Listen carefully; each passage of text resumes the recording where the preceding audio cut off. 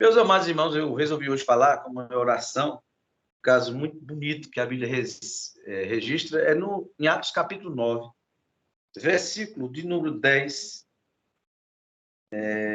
versículo de 9 em diante. Atos 9, versículo de 9 em diante, fala da conversão de Paulo, em específico, a parte que fala de oração. Nós estamos numa vigília de oração, falando de oração. Vamos lá?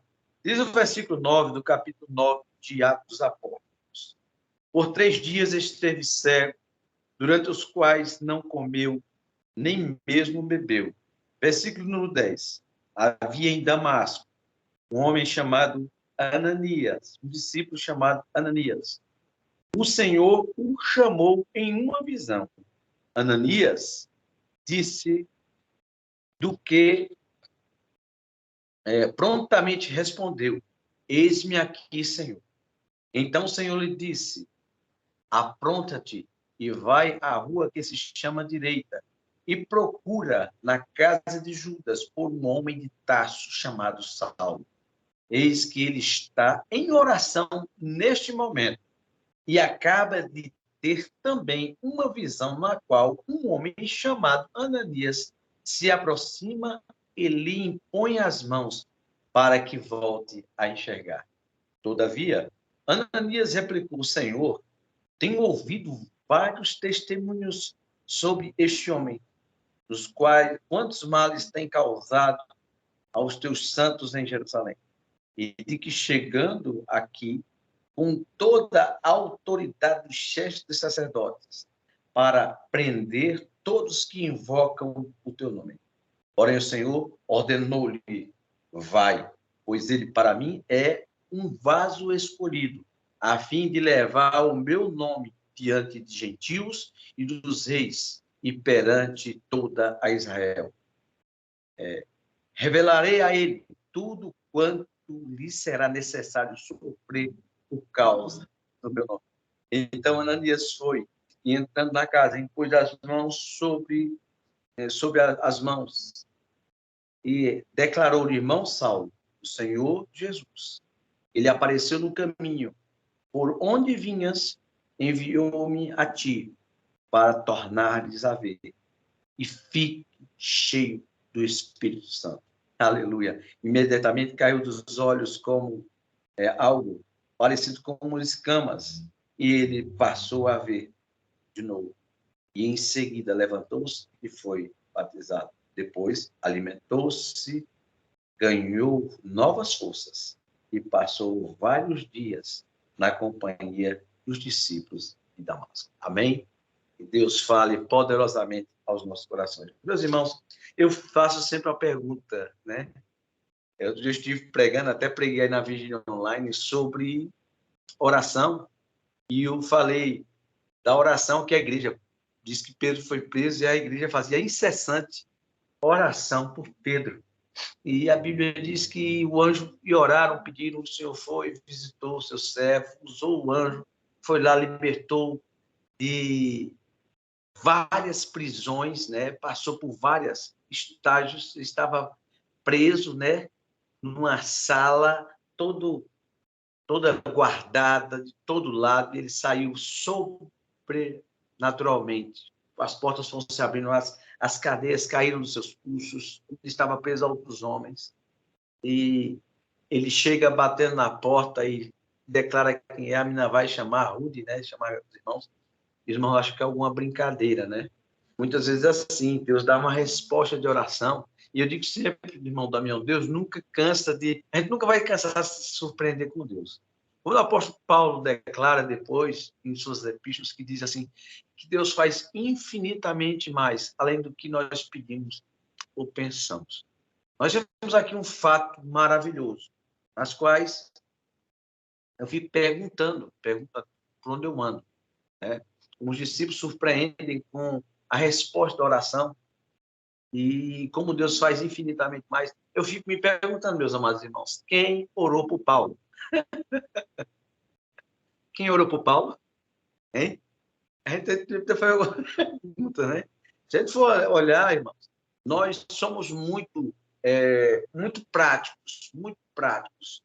Se você vai para um canto, você pode procurar, você vai procurar a melhor estrada, você vai procurar um jeito de você chegar melhor, né? Assim, um jeito que você possa chegar bem, que a estrada você procura sempre, né? Sempre o melhor jeito de você se locomover para você chegar em determinado lugar. Isso é natural do homem, de querer que seus filhos se casem com a melhor pessoa, tenha a melhor profissão, você vai procurar o melhor, vai querer o melhor, sempre você vai estar sempre seletivo nas coisas. E também na vida espiritual, nós somos muito práticos. Nós estávamos pregando na igreja sobre visão. E quando o profeta Eliseu, o profeta Samuel vai escolher um rei, Deus manda ele escolher um rei, e ele, quando ele olha para Davi, o irmão Davi, o mais velho, ele vai logo para o prático, né? Vê o irmão Davi, um homem já feito, um homem forte, né? Que atendia todos os requisitos da vista. E aí vai e diz a ele: estou diante, Deus dá uma lição a ele, estou diante do ungido de Deus, não atentes para a sua aparência, nem para a sua formosura, porque eu rejeitei, porque eu não vejo como vê o homem. E, irmãos, Deus não trabalha de acordo com a vontade do homem, isso se chama soberania. E nós apanhamos muito, viu, irmãos, para aprender isso. Nós entendemos claramente lá em Isaías, Deus já dizendo lá, ó, olhe para os céus, Isaías 55, né? Assim como os céus se alteiam acima da terra, assim são os meus caminhos, mais altos que teus caminhos. E meus pensamentos, muito mais altos que teus pensamentos. Irmãos, quantas coisas você e eu já entregamos na mão do Senhor e tínhamos expectativa que fosse, e Deus fez muito mais além, nos supriu de forma tremenda. Você estava agoniada e você ficou estarrecido. Este é o Deus a quem nós servimos. Deus que é soberano. E ele sabe o melhor, qual é o melhor para nós. E ele tem os caminhos dele. E é por isso que você vê também Jó dizendo o seguinte: olha, antes eu te conheci, não ouvi falar. Ele olhando para o caos, dizendo: eu não sei, mas eu sei que meu Redentor vive, por fim, ele vai se levantar. Nós estamos vendo aqui um caso interessante, um homem que estava oprimindo a igreja, no qual já tinha o relato que Estevão tinha sido apedrejado, jogaram as vestes, ele é testemunha do apedrejamento de Estevão, está ali, né, testemunha ocular, vê tudo aquilo, ele vê a sabedoria de Estevão, um homem destemido, um homem que não volta atrás na sua fé, um homem que, se você for analisar o discurso de Estevão, a defesa da fé dele, e com respeito a crer em Jesus, de que forma crer, ele vai falar da infidelidade do povo, da fidelidade de Deus, de Deus operando poderosamente, eficazmente, suprindo, guardando, e o povo sendo infiel até o ponto de eles não suportarem tamanha sabedoria de colocarem as mãos nos ouvidos e não quererem ouvir. Tentando evitar e falando, né? E é interessante. Esse homem, ele continua. Ele é zeloso da lei, é um homem zeloso da lei. Mas agora ele se depara com o Senhor no caminho de Damasco, na qual ele vai com um plano de oprimir aqueles que seguiam a Jesus. Ele tem um encontro com aquele que oprimia. Ele pergunta, né? Saulo, Saulo, por que você me persegue? Isso é tremendo. E ele diz: quem és tu, Senhor? Eu sou Jesus. Aleluia. Eu sou aquele Jesus que você viu, né? Em outras palavras, imagina a cabeça água de Paulo. Eu sou aquele Jesus que você viu. Estevão, destemido, sem ter medo da morte, sem ter rancor, sendo apedrejado, dizendo: não impute sobre eles o pecado deles. Não coloque sobre eles. Não permita que esse pecado caia sobre eles. Perdão. Perdoe eles, Senhor. E diz ainda mais que está vendo o céu aberto, o Filho de Deus assentado à sua direita. Aleluia. Ah, meus amados irmãos. Agora nós deparamos agora ele chegando com o teu encontro com o Senhor. Ele fica cego e ali cai por terra, levanta-se. Os homens diz que ouvem a voz, mas não conseguem ver nada. Paulo, naquele instante, fica cego, vai para lá e passa 3 dias sem comer e sem beber. E a pergunta que não quer calar é: quem orou por Paulo? Quem orou por Paulo? Nós somos muito práticos, né? Nós somos muito práticos, né? Nós, quando vemos alguma coisa, Senhor, toma providência. Nós temos visto muitas pessoas fazendo o seguinte: pesa a mão, Senhor, arrebenta, né? Outro dia eu cheguei numa igreja, visitando uma igreja, na cidade da pedra, e uma pessoa disse assim, pregador disse assim, meu Deus mata, viu? O meu Deus mata. Eu disse, meu Deus, que Deus é esse? Porque a Bíblia diz que quem veio matar, roubar e destruir é o diabo. Não é por força, não é por violência, mas é pelo meu espírito. E o Espírito Santo, o Deus conosco, ele tem o poder de convencer o ser humano.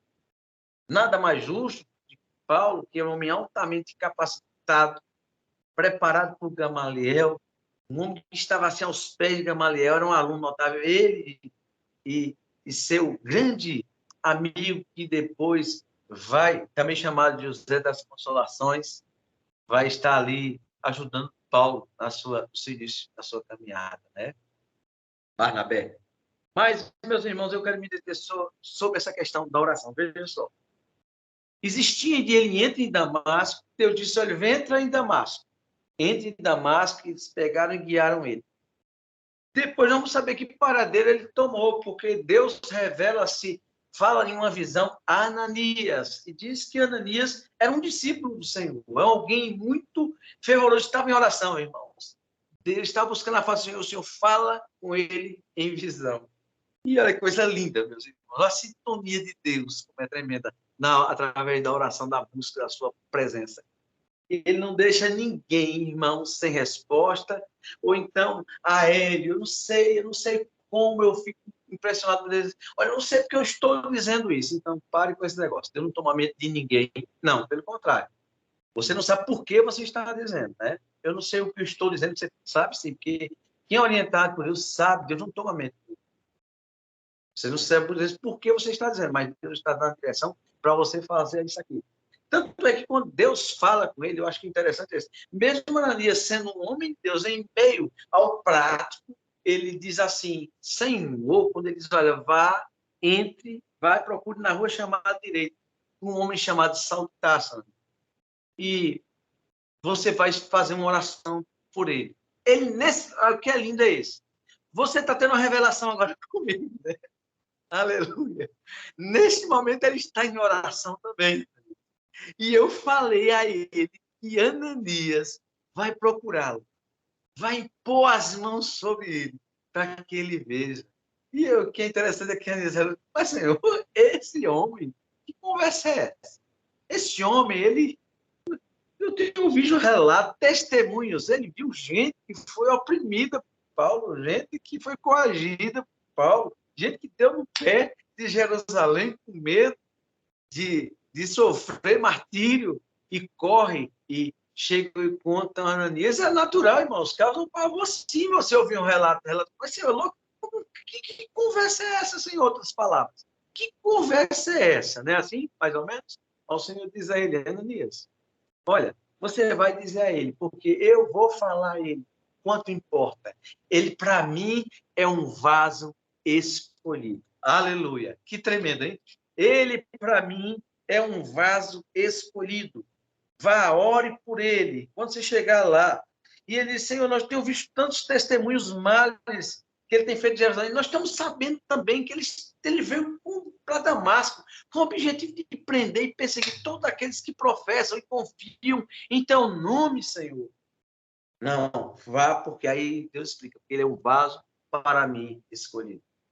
E sabe o que acontece? Vai mudar totalmente a vida dele. A vida dele vai ter uma mudança de 180 graus. Ele vai passar de perseguidor a perseguido. Ele vai entender o que é sofrer por causa do meu nome. E ele vai ser levado a reis, vai ser levado aos gentios, vai ser levado também para Jerusalém, para proclamar. Eu vou dar boca a ele, eu vou ser boca dele. Vou usar a boca dele para edificar e alcançar muitos dos nossos, muitos que estão perdidos, meus irmãos.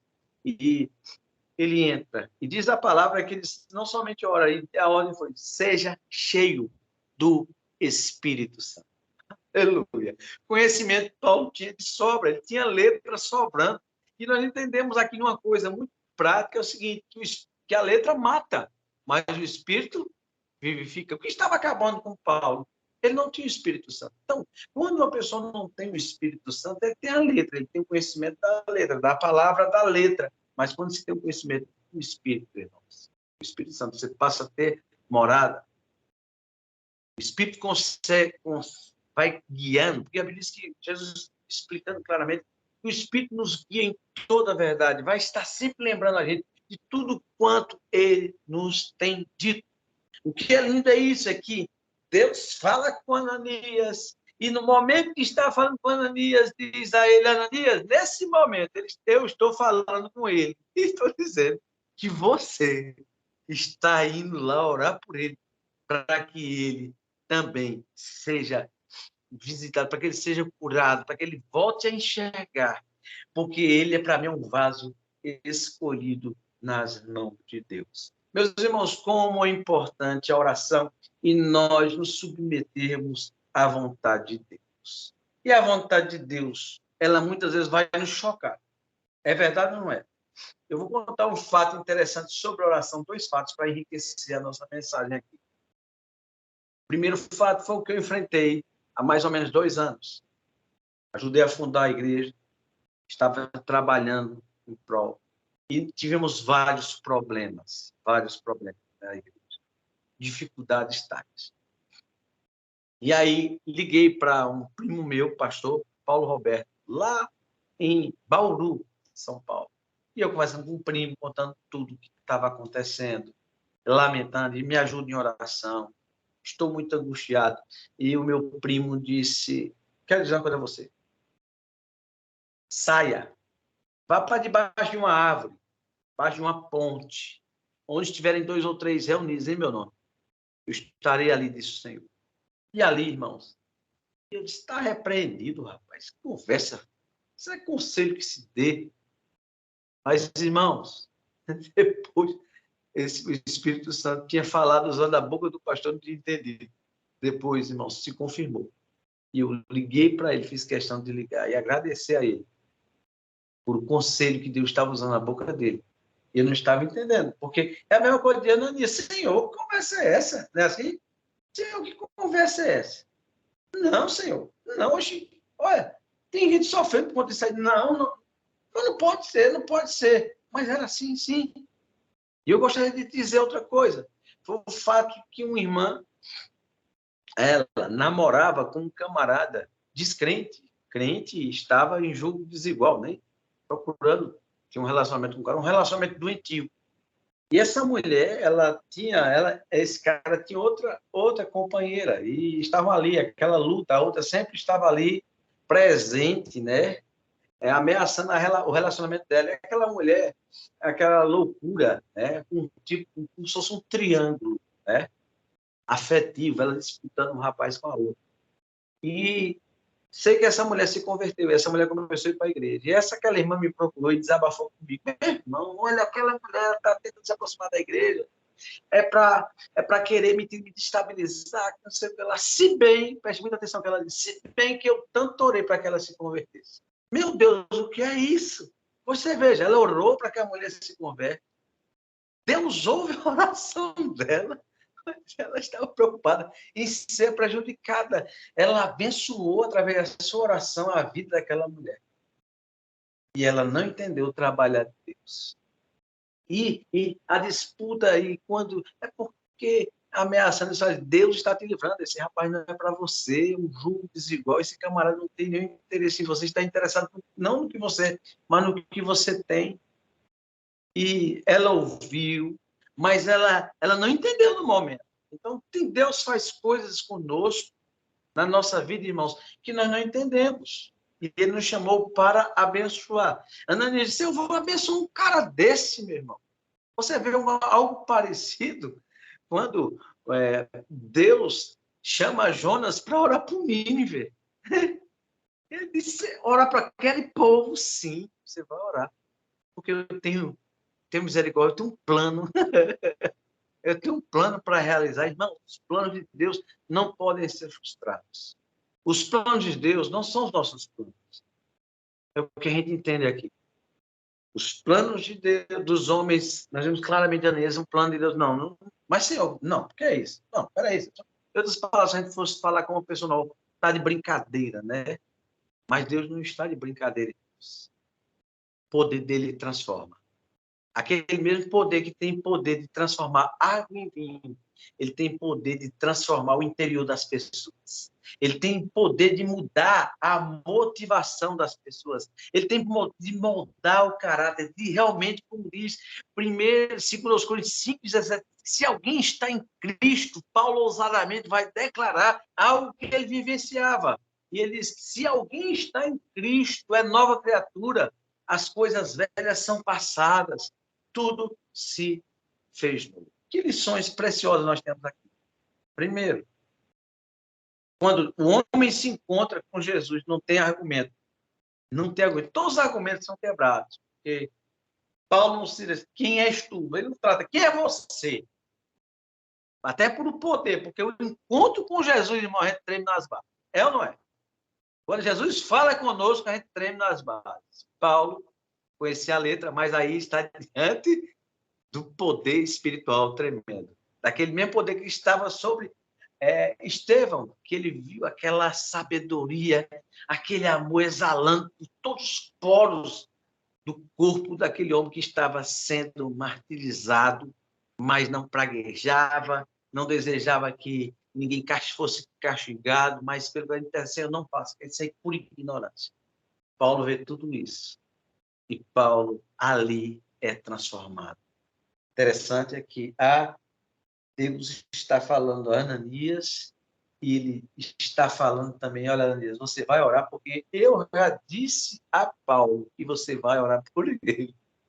Você vai orar por ele, você está indo orar por ele, ele está, neste momento, ele está clamando, ele está confuso, mas está orando. E não diz a palavra que ele nem comeu, nem bebeu durante 3 dias, irmãos, se consagrando, porque Deus disse que Jesus disse, entre em Damasco, vá, porque quando lá eu vou dizer o que você deve fazer. Veja só, se revela e diz assim, eu vou dizer o que você vai fazer. O que eu gostaria de chamar a sua atenção nessa noite é que quando nós nos encontramos com Jesus, ele nos orienta o que é que nós devemos fazer.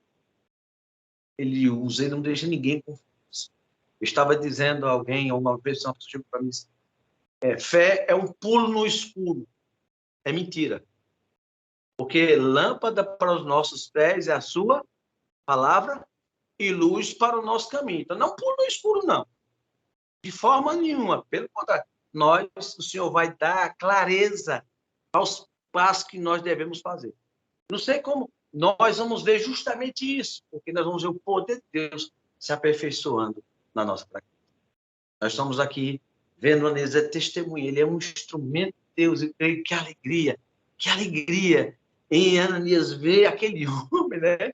Como deve ter mudado, como ele chegou, porque ele chega, irmão Saulo, o Senhor me enviou a ti para que impor as mãos sobre ti e para que você volte a enxergar e você seja cheio do Espírito Santo. Eu volto a dizer, depois disso, Paulo não somente tinha somente a letra, o Espírito Santo estava nele. Ele é batizado. Ele começa a se fortalecer, ele come, ele passa 3 dias buscando a presença de Deus em consagração, até Deus falar com ele. Deus fala poderosamente, enche ele do seu espírito. E ele começa a aprender com os discípulos em Damasco por vários dias, ouvindo, se alimentando espiritualmente. Aleluia. Quando nos encontramos com Jesus, Jesus se revela. Jesus se revela aos outros o que ele tem para fazer em nossa vida. E, principalmente, ele revela a nós, através da oração, na busca ao Senhor, o que nós devemos fazer para a glória do seu nome. Creia, confie, não fique turbado, não saia do seu lugar, mas dobre os seus joelhos, busque a face do Senhor, porque Deus não deixa ninguém confuso. Pelo contrário, ele revela o profundo e o escondido. Com ele mora a luz. A minha gratidão a Deus por a vida de cada um. Eu tenho certeza que vocês têm provado disso também. E é bom a gente trazer isso à tona, porque muitas vezes estamos esquecendo do que aconteceu conosco. Quais são os propósitos de Deus? E que nós nunca vamos cansar em toda a nossa vida de nos surpreender com a ação do Senhor em nossa vida, através de nossa vida, abençoando e sendo abençoados. A paz do Senhor, e Deus continue nos abençoando, sabedores de uma coisa, o Senhor se revela, o Senhor confirma. Se Ele dá uma palavra, irmãos, Ele vai usar meios, pessoas, para confirmar aquilo que Ele disse. Porque Deus não é homem para que minta, nem filho do homem que se arrependa. Deus abençoe a todos, em o nome de Jesus. Paz.